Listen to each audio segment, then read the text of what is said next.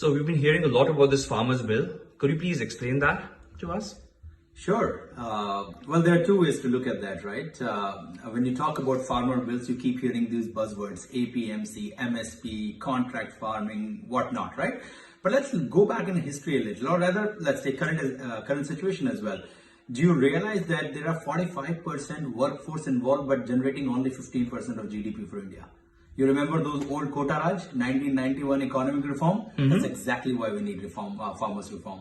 And that's what this government has done. And by the way, everybody wanted to do it. If you go back 2014, you go back 2006, everyone wanted to do it, but it's just a different form now. Now suddenly it's a BJP government coming up with this farmer reform. Everybody else is talking about why this should not be the case. But going back in history, you need it because that's the last legacy of Kota Raj. And the fact that more than 45% population involved in farming, but only 15% GDP is coming through that. But then how do you defend yourself against the argument that the farmers are actually suffering a loss in this scenario? Right. So, and that's where I'm saying, let's take a deeper dive, right? So APMC, you heard it quite a bit, right? So again, go back in legacy. And in India, it's a funny thing. You have to go and check the legacy. The reason being, the English came up with many laws. And then the first governance of Nehru actually modified those. And this is where it goes back to. So the reason, you remember that old movie Mother India, or all those old movies where people used to talk about Saukar, Lala, Meri Zameen ko de do, bhav kuch hi bhav mein. Sure. That's the reason APMC came. APMC, without going in details and all, think of it like in a northern India, because this farmers protest is more about northern India. It's a Mandi Samiti, Sehkari Samiti. All of this came to really save farmers from that whole Sahukar Zamindari concept.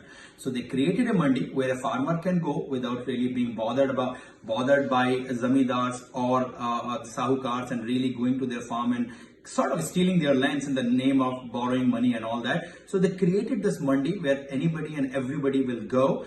And the concept was, because again, it was 1950s and 60s when all these legacy bills are still revolving in India in 21st century.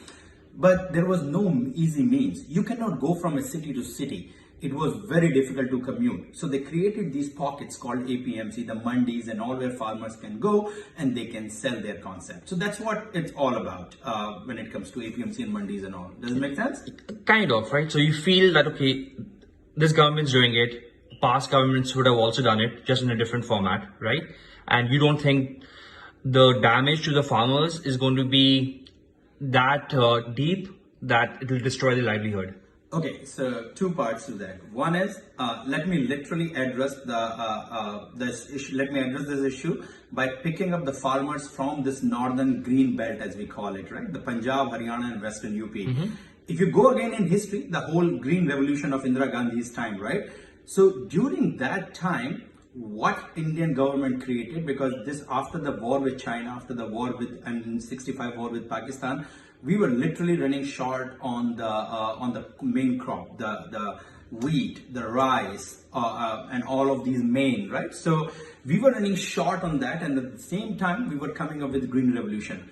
So to really make sure that people are enthusiastic about or really participating in that massive scheme called Green Revolution, they really started incentivizing farmers. What they did, they said, no matter what, if you generate this wheat and rice and to a certain extent sugarcane, even at that point of time, we are guaranteeing that we'll buy it and buy it at a certain price. And believe it or not, that legacy is still coming even till date.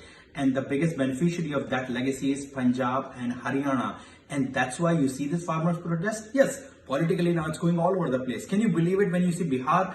Bihar was one state which in 2013 or 14, I guess, that has already transformed this farmers bill.